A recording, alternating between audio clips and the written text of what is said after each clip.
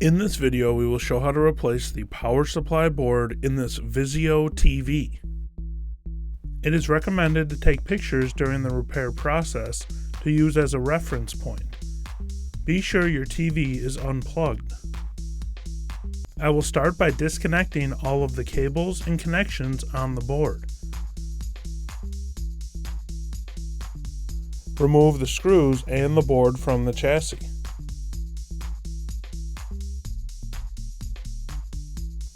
Align the replacement board and install the screws to secure the board to the chassis.